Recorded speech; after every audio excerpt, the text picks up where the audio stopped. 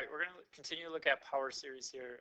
New theorem that says if you have a power series that has a radius of convergence bigger than 0, and it's the power function is differentiable, and we know if it's differentiable, it's continuous on that interval, then both the derivative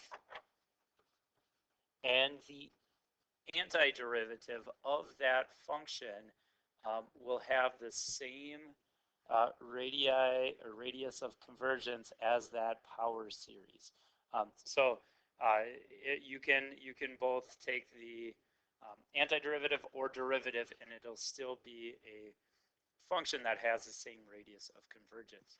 One thing to watch out for, though, even though the radius of convergence remains the same when a power series is either differentiated or integrated, it doesn't mean that the interval is going to remain the same. So the radius is the same, but those endpoints might end up being different. So you would still want to check the endpoints to see if it converges or diverges at those endpoints, but the radius should remain the same. All right, let's try out some problems here and see what we get. So this problem says we know that this power function of 4 over 1 plus 16x squared equals this series shown here on the interval here from -1/4 to 1/4. Use the fact that this function, using this fact, find the function that corresponds to the following series. So what we're looking at here is what do we notice about the series here and the series given to us down here? Is there anything similar about this? Well, it looks like the one below here is the antiderivative of the one shown above. So what that tells us here is that if we were to take since the antiderivative of this is this, that means the series we're looking for should be the antiderivative of what's shown here. So what we want to do is find out what's the antiderivative of this power series.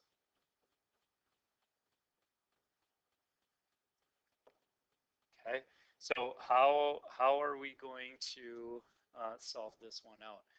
Could we use a substitution? Let's try it. If we tried substituting for the denominator here, our derivative would become, derivative 1 is just 0, derivative of this would be 32x dx. I don't think we're going to be able to make this substitution because we get that extra x. So that doesn't work. But notice, remember on some of these ones that kind of look like substitution, it might be one of those inverse trig ones, and I think that's what we got going on here. If you recall, remember if we have 1 over 1 plus x squared, that antiderivative is inverse tangent. So I think that's what we got going on this problem. What we have to do is figure out how can we make this integral look like that antiderivative for tangent. And I think we can do that by doing a substitution, but just for this little spot right here. So let's figure out what's being squared just in that part right there. So it looks like definitely an x is being squared, and also 4 is being squared. So let's make a substitution now. Let's let u equal 4x. And then I think our antiderivative will become a little bit easier here. Here, derivative is 4 dx.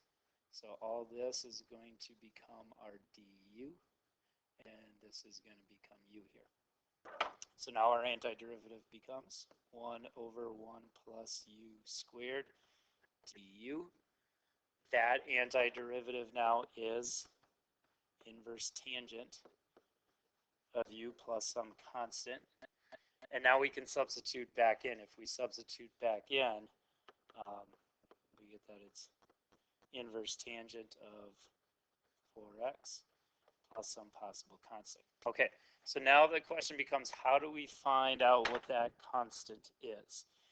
We can do that by setting this now, right here, equal to what the antiderivative of the other side would be, which would be what we have right here, because these two things should be equivalent now. So we're going to set those equal here and solve out. All right, so let's do that. So inverse tangent, or sometimes remember you might see this written as arctan. They're the same thing. Plus c should be equal to 4x minus 64 3x cubed plus this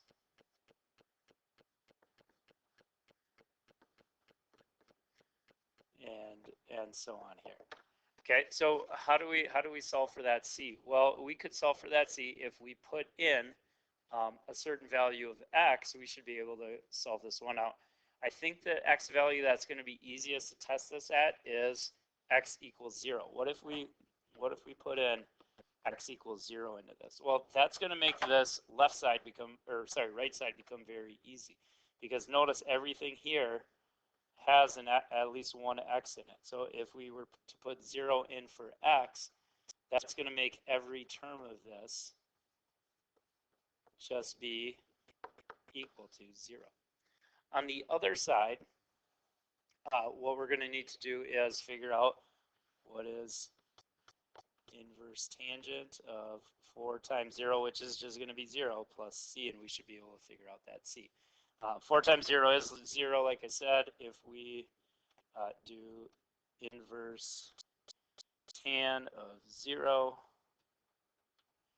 we can see that that is 0. So now we got 0 plus c equals 0, which means c is 0 in this case.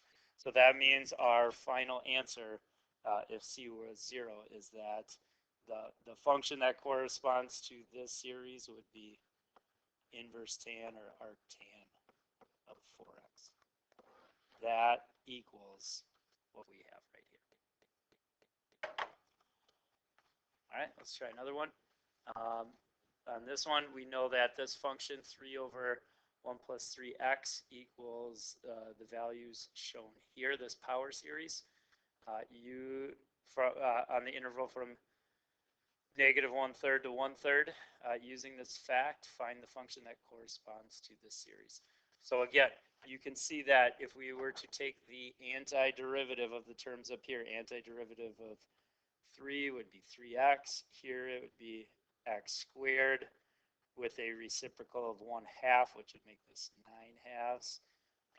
Here we go up to the power of 3 with a reciprocal of 1/3. 1/3 of 27 would be 9. And you can see that with each term here, the antiderivative here does match what we have down here. So see if you can try this one out now, similar to the last one, and find the function that then corresponds to this, knowing that it's the antiderivative. All right, hopefully you've had a chance to try this one out here. If we want to take the antiderivative, because we know antiderivative of what we had here ends up being what we got down here. So this one looks like if you do a substitution, you can solve it, have u equal what's in the denominator.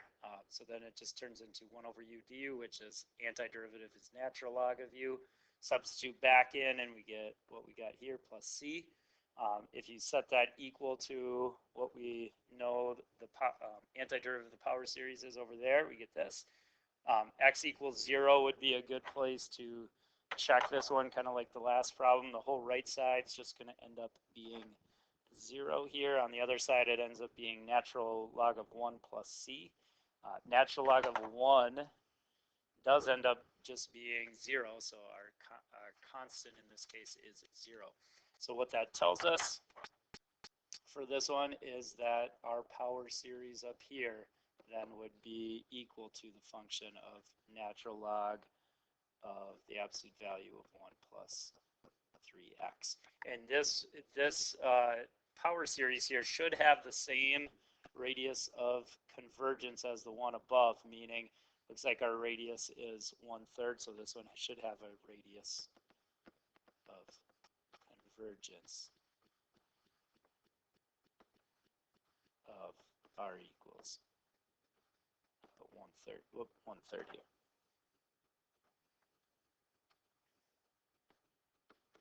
Okay, so that's an example of using this theorem to find the function. All right, let's look at some other ones here. And this one says we know that given this function here, that this function is equal to the power series down here. So these two things are equivalent. And looks like the radius convergence here is 1/2. Using this fact, find the power series for this other function g of x that equals 2 over 1 minus 2x squared. All right, so what we're looking at here is that these two things would be equal, and what we got to notice is what's the connection between this function and the one down here. Well, they both got that 1 minus 2x, but this other one has like this 2 and the squared in the denominator. But I think that we have a connection here in that if we were to take the derivative of this function up here, what's this going to equal? So what is that derivative? To get that, let's think of this as, let's bring this whole thing up to the numerator and think of this as 1 minus 2x to the negative 1 power. So what would the derivative of that be? We'd have to use chain rule here. So it'd be bring down the negative 1, leave the inside function alone. Derivative of the exponent needs to go down 1, which would be negative 2. And then times the derivative of the inside. The derivative of the inside there ends up being negative 2. So if we multiply negative 1 and negative 2, we'd get 2. Also, I'm going to now move this back down to the denominator with that negative exponent, and that becomes now positive. And you can see that the derivative is in fact g here. So what we know is in this problem, g of x is equal to the derivative of f of x. And so if we want to find the power series for this one, we would then want to also figure out what's the derivative of this side of the equation to get g of x. So we want to go through and find the derivative of each one of those terms here. So g of x should then be equal to the derivative of all these terms. Well, what's the derivative of 0? Or sorry, 1, 0. What's the derivative of the next term? That one's easy. That should just be 2. All right, next one, you got to be careful now. What's the derivative of that term? We're going to have to use chain rule here. So it'd be bring down the 2. The rest of that stuff would be to the first power times the derivative of the inside, which would be another 2. Let's do another one here. So the next one, bring down the 3. Now we got 2x, 1 power less, which would be squared, times derivative of the inside, which would be another 2, plus, and then we got all these other terms. If you wanted to, this term out here, we could find that derivative again using chain rule. So bring down the n, new power would be 1 less, and minus 1, times the derivative of the inside, which would be 2. So what does that end up equaling then if we simplify? It looks like the power series for this then would be, you don't need to write 0, so it would be 2. If we simplify that next one here, the power of 1 doesn't really do anything there, so 2 times 2 times 2 would be 8x on that. On the next one, to simplify that, we got 3 times 2x squared. 2x squared means we got 2x times another 2x times another 2. So if we multiply 3 times 2, that's 6. 2 times 2 is 4. 6 times 4 is 24. And then x times x would be x squared. And so it looks like the terms for that would be what we got listed right here. So So that would be the power series for this one. If they wanted that term out a little bit further, this one here, we could definitely write that one too. It'd be 2n times 2x to the n minus 1. So that would be the power series written out for this one. And the radius of convergence should be the same. So radius of convergence would be the same as the one above, which would be that the radius is less than 1/2. All right, let's have you guys pause the video and try this one out, similar problem, and see what you get. All right, let's hopefully you've had time to check this one. If we look at this, does look like the derivative of this should be pretty similar to what we see down here. So let's try it out. Derivative of the function given. I changed that to put in the denominator to the -1 power. Using chain rule, we bring down the -1. The new power is -2. Derivative of the inside is 1. And so that derivative equals this. That's very similar to what we see over here. It looks like the only difference is it is going to be the opposite of what we see up there. We also need to then find the derivative of the other side of this, the right side. So doing that, we'd get derivative of 1 is 0, derivative of -x is -1, 2x, here's that term out there. So now, if we want to figure out what is this function equal to the power series of this, it should then be, the only difference is at negative, so it should be the opposite of what we just did, the derivative there. So the opposite of all this stuff.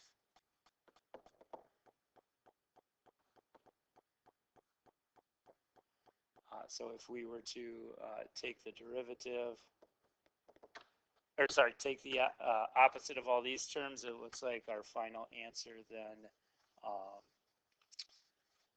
for this one would become 0. We don't need to put anything. Opposite of -1 would be +1. Opposite of 2x would be -2x.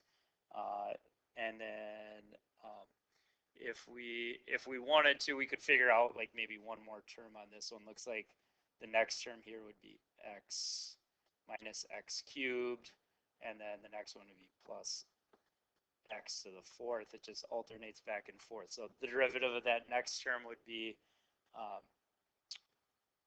positive, and derivative of that would be 3x squared. If you want to go one more, next one would be minus 4x cubed, and so on out that way. So that would be the power series. Same derivative up there, just want to swap out all the negative signs there.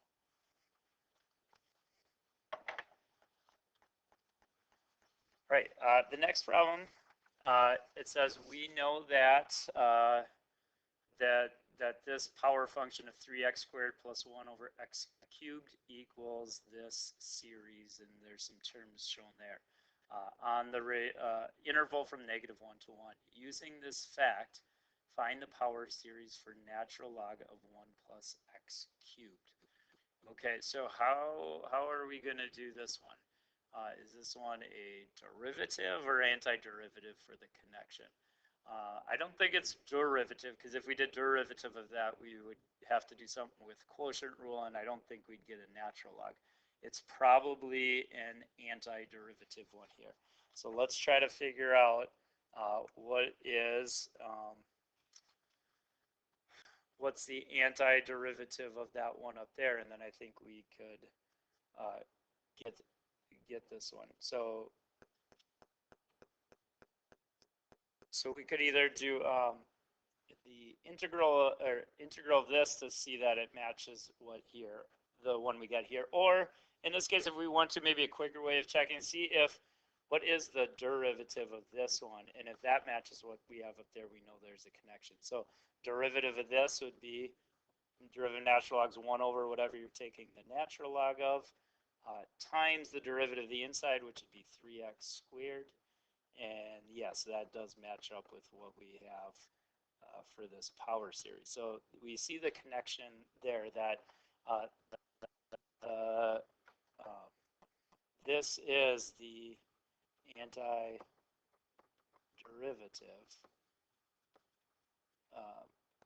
of what we have up top here.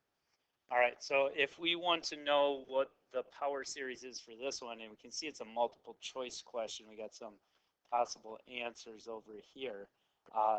They're all in that series form, meaning we want to look at not so much these terms in this one, but this term. So if the connection is the antiderivative, we want to, in this problem, figure out what is the antiderivative of this going to be.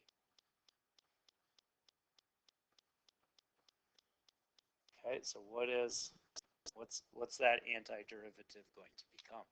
So in this one, you got to be careful now. Notice that we're taking antiderivative of x here. So these n's don't matter. Those are constants. All we're interested in is the x part of this. So what would the antiderivative of that be? Well, remember, what do you do when you do antiderivative? You got to go up 1 from the exponent. So what is going up 1 from this exponent going to be? It would be, if we add 1 to that, it would just be 3n.